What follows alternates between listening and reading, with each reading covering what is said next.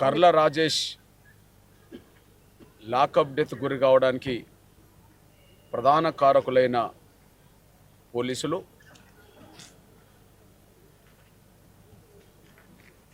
దాని నుండి తప్పించుకోవడానికి కట్టుకథలు అల్లే ప్రయత్నం చేస్తున్నారు.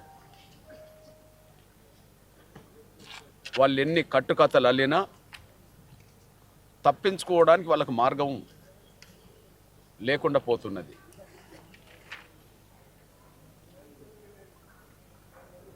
రాజేష్ను అక్రమ నిర్బంధంలో పెట్టిన చిత్రహింసల వల్లనే, ఆయనకు ఆయాసం పెరగడం వల్లనే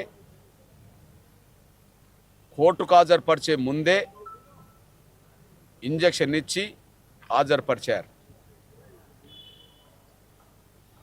అంతకుముందు ఆయనకు హిస్టరీలో, చరిత్రలో ఎప్పుడు ఆయన అనారోగ్యానికి గురైనట్టు కానీ లేదా ఏదైనా అనారోగ్యానికి సంబంధించిన విషయంలో అంతకుముందు ఏదైనా మందులు వాడినట్టుగా కానీ, అంతకుముందు ఒక 15 రోజుల ముందు వరకు మందులు వాడినట్టుగా కానీ, కోర్టుకు హాజరుపరిచే ముందు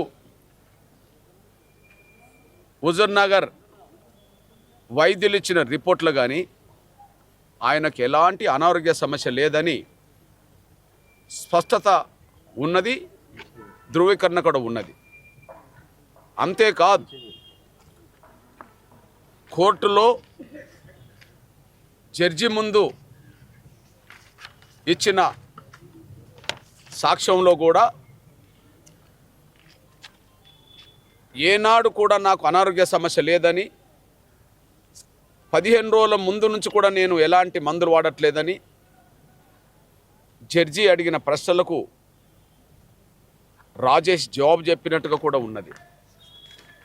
కానీ నా దగ్గర హుజూర్నగర్ ఆసుపత్రిలో ఆయనకు దగ్గు, జలుబు, ఆయాసంతో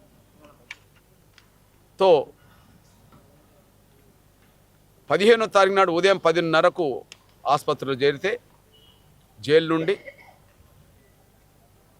అప్పటికప్పుడు ట్రీట్మెంట్ ఇచ్చినట్టు చేసి వాళ్ళను మళ్ళీ జైలుకు పంపితే మళ్ళీ సాయంత్రం పూట అదే అనారోగ్య సమస్యతో మళ్ళీ 4 గంటలకు మళ్ళా హుజూర్నగర్ ఆసుపత్రికి వచ్చాడు.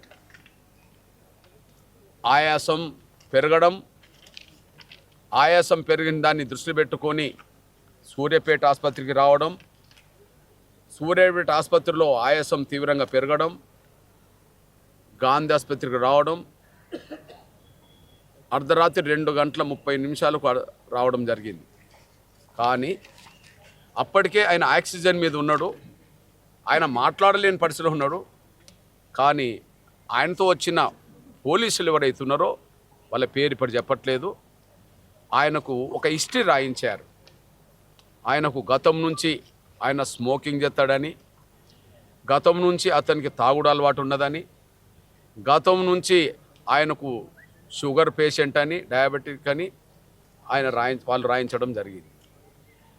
అంటే పోలీసులు తప్పించుకోవడానికి ఎన్ని కట్టుకథలు అల్లుతారో ఇక్కడ గాంధీ ఆసుపత్రిలో ఆయన మాట్లాడలేని పరిస్థితిలో ఉన్న సమయంలో, ఆక్సిజన్ పెట్టుకున్న సమయంలో ఇది రాయించింది పోలీసులు అనే విషయం కూడా స్పష్టంగా రుజువు అవుతుంది.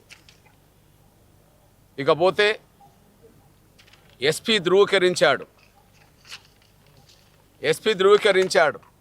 సూర్యాపేట ఎస్పీ. రాజేష్ అక్రమ నిర్బంధంలో పెట్టిన చిత్రహింస వల్ల చనిపోలేదు, ఆయన అనారోగ్యం వల్లనే చనిపోయిండు అని చెప్పి ఆయన హైకోర్టుకు నివేదించాడు ఆయన ధృవీకరణతో. కానీ ఆయన ఇచ్చిన దాంట్లోనే ఈ కేసుకు సంబంధం లేని ఫైల్ను కూడా జతచేర్చారు.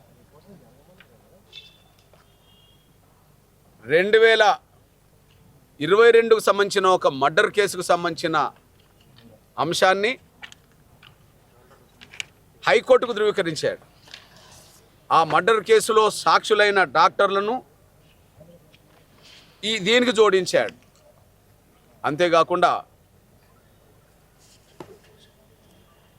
గైనకాలజిస్ట్కి సంబంధించిన ఒక ట్రీట్మెంట్కి సంబంధించిన అంశాన్ని జోడించాడు.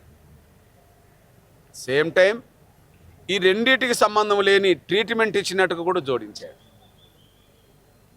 ఒకటి మర్డర్ కేసులో సాక్ష్యం ఈనాటిది కాదు, 2022ది. 2025 నవంబర్ 18న ఇది సాక్ష్యాలకు వెళ్ళాల్సిన కేసు. కానీ ట్రీట్మెంట్ మాత్రం ఇది రాజేష్కి ఇచ్చినట్టుగా చెప్తున్నారు.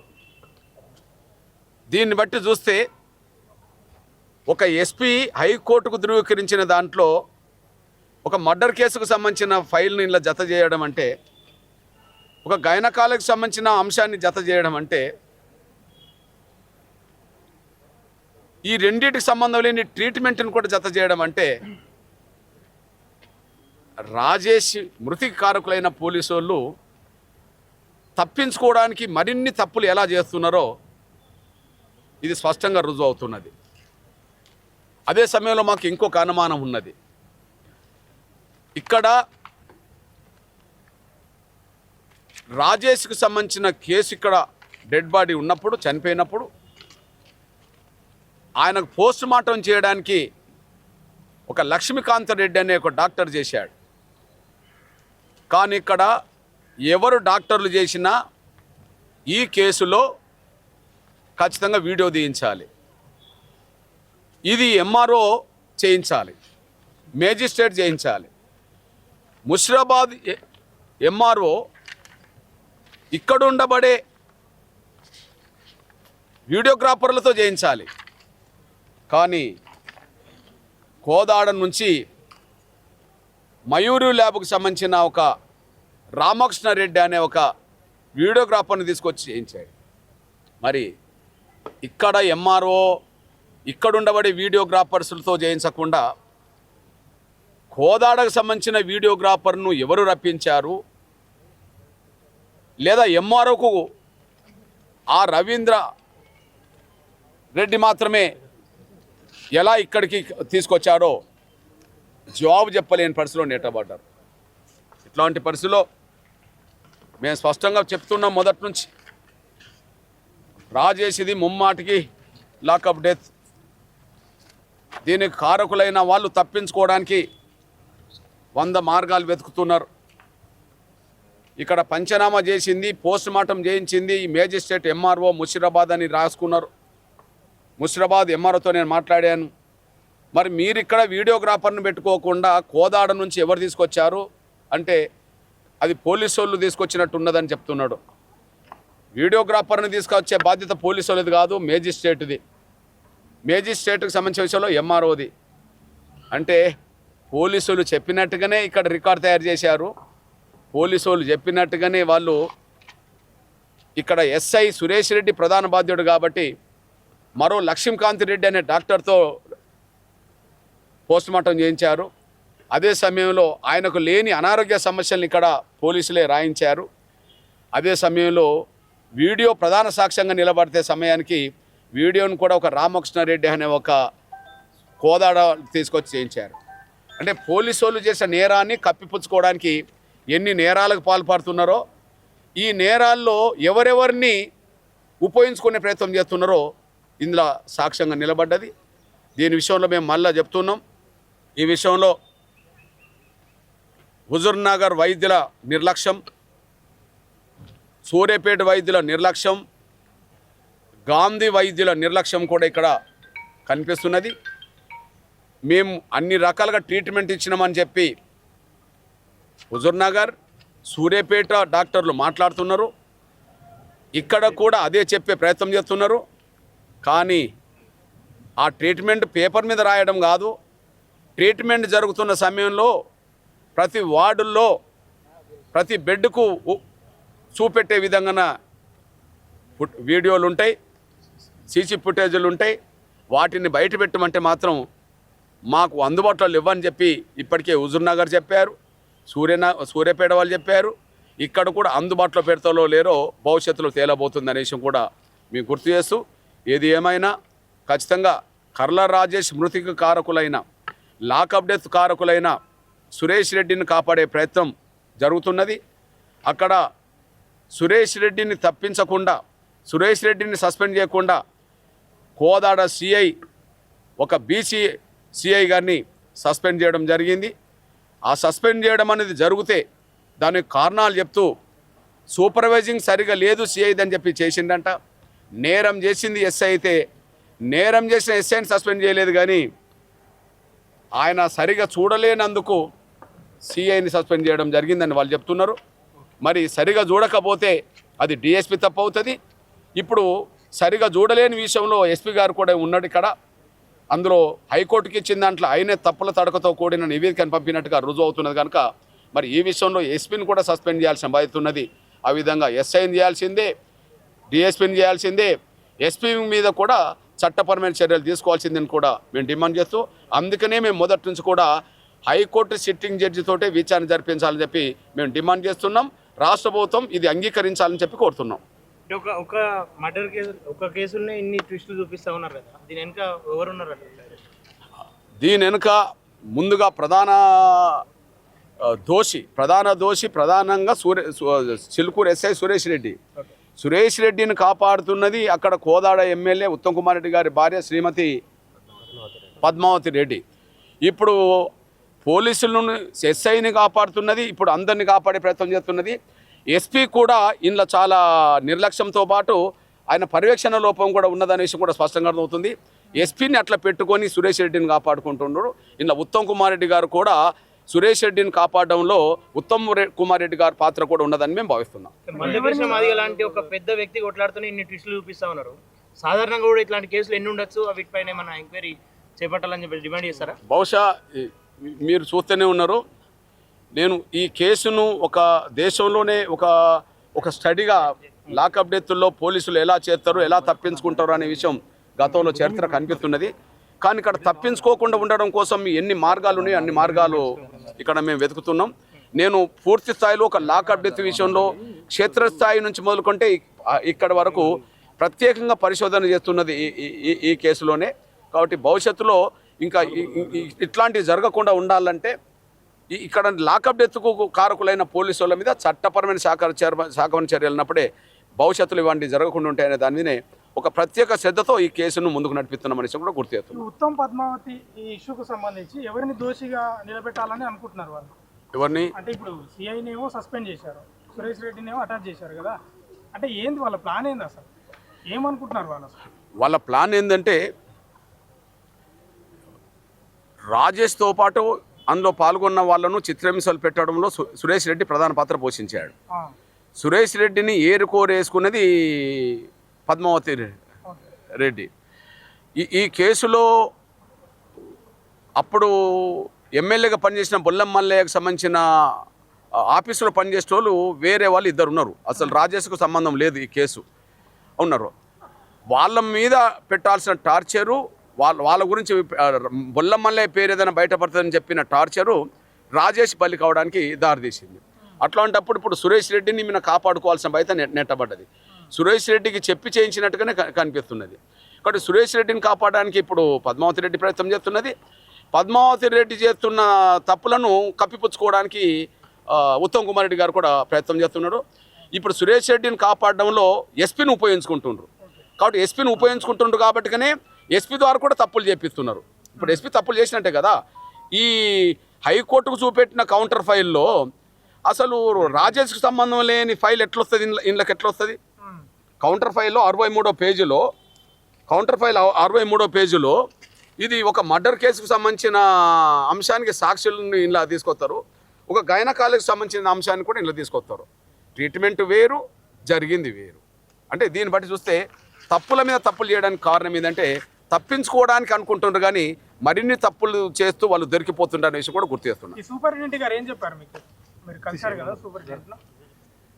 ఇప్పుడు నేను చెప్పాను, ఆ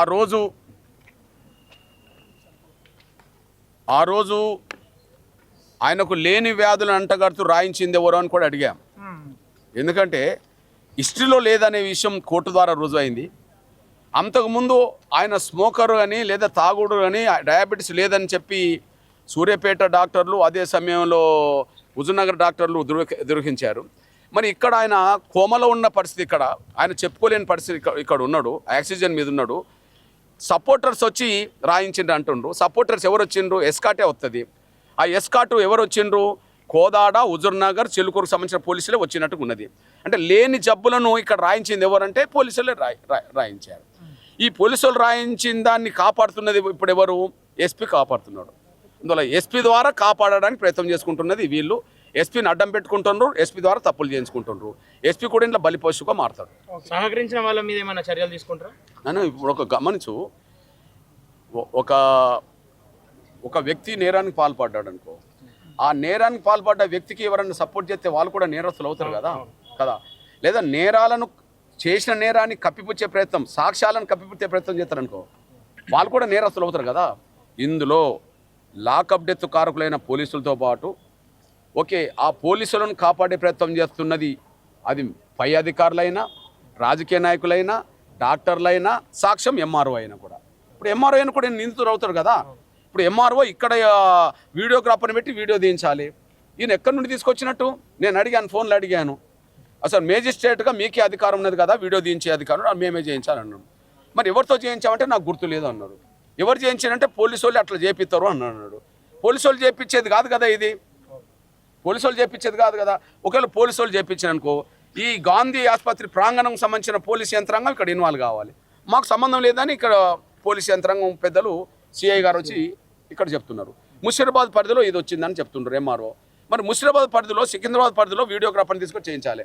కోదాడు నుంచి రామకృష్ణారెడ్డి ఎట్లా వస్తాడు అంటే, ఇంట్లో ముందే సిఐ రావడం వల్ల కర్లా రాజేష్ చనిపోతాడనే విషయం తెలిసి లేని అనారోగ్య సమస్యలు ఇక్కడ రాయించిపోయారు. నంబర్ 1 చనిపోయిన తర్వాత దీన్ని మొత్తం కనుమరుగు చేయడానికి జరిగిన ప్రయత్నంలో వాళ్ళు ఇష్టమున్న వ్యక్తితోటి చేయించుకున్నారు. అదే సమయంలో రికార్డు కూడా వాళ్ళ ఇష్టమున్న వ్యక్తిని తీసుకొచ్చే చేయించుకున్నారు. దీంట్లో భాగస్వామి ఎవరైనట్టు? ఇక్కడ ఎంఆర్ఓ కూడా అయినట్టే కదా. అంటే ఇప్పుడు డాక్టర్లది ఉన్నది ఇక్కడ పొరపాటు, పోలీసు వాళ్ళు చెప్పినట్టుగా ఉన్నారు అనడానికి ఇది సాక్ష్యంగా నిలబడ్డది. వీళ్ళు ఏ హిస్టరీ తీసుకోవాలా? సూర్యాపేట నుండి వచ్చింది కదా ఇక్కడికి, సూర్యాపేట ఆసుపత్రి వైద్యులు చెప్పి పంపిండు కదా ఇక్కడ రికార్డు పరంగా. అది కదా చూసుకోవాల్సింది. లేదా హుజూర్నగర్ డాక్టర్ పంపిండు కదా ఇక్కడ రిపోర్టు, అది కదా చూపించుకోవాల్సింది. అది చూడలేదు కదా, మళ్ళీ కొత్తగా రాయించుకున్నారు కదా.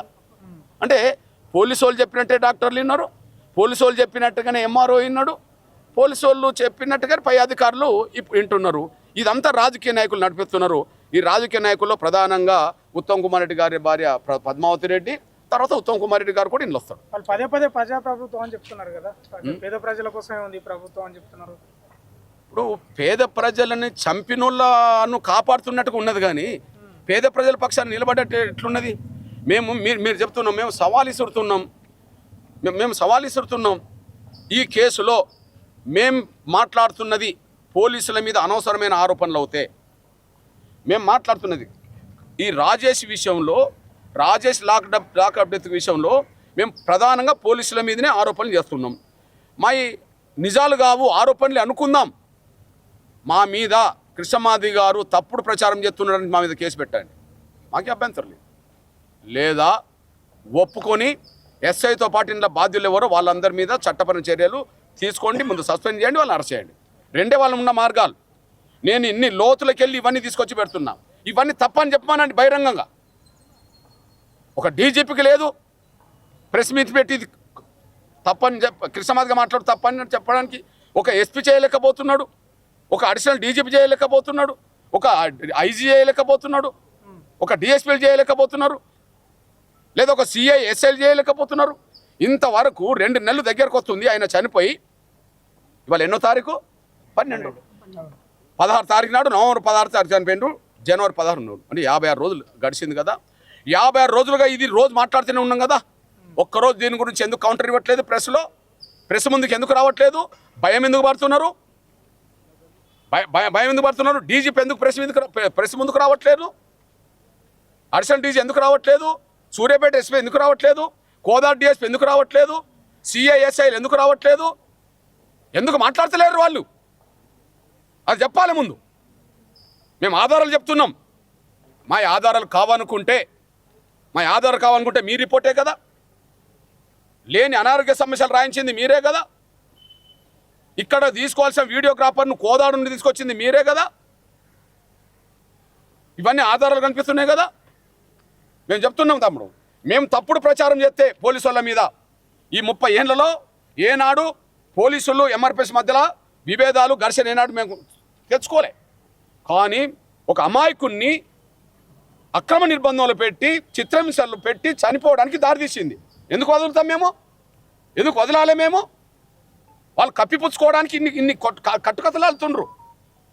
మేము తప్పుడు ప్రచారం చేస్తున్నాం, మాది చర్య తీసుకోండి.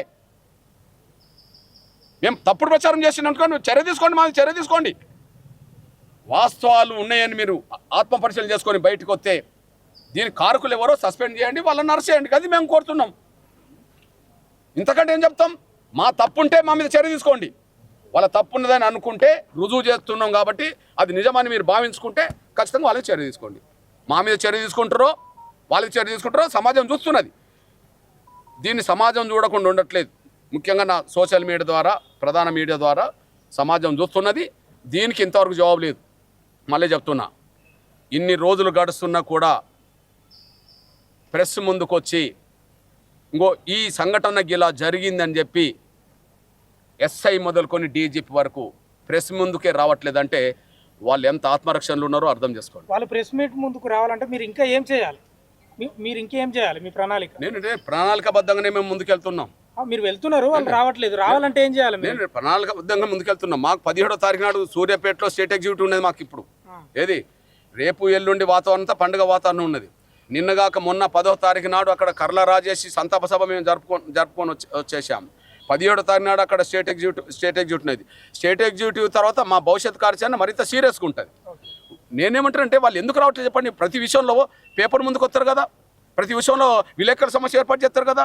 కర్లా రాజేసి మృతికి ఇట్లా జరిగిందని చెప్పి పేపర్ ముందుకు ఎస్ఐ నుంచి మొదలుకుంటే డీజీపీ వరకు ఎందుకు రావట్లేదు? అది చెప్పానండి. మేము తప్పుడు ప్రచారం చేస్తామంటే మన చర్య తీసుకోండి,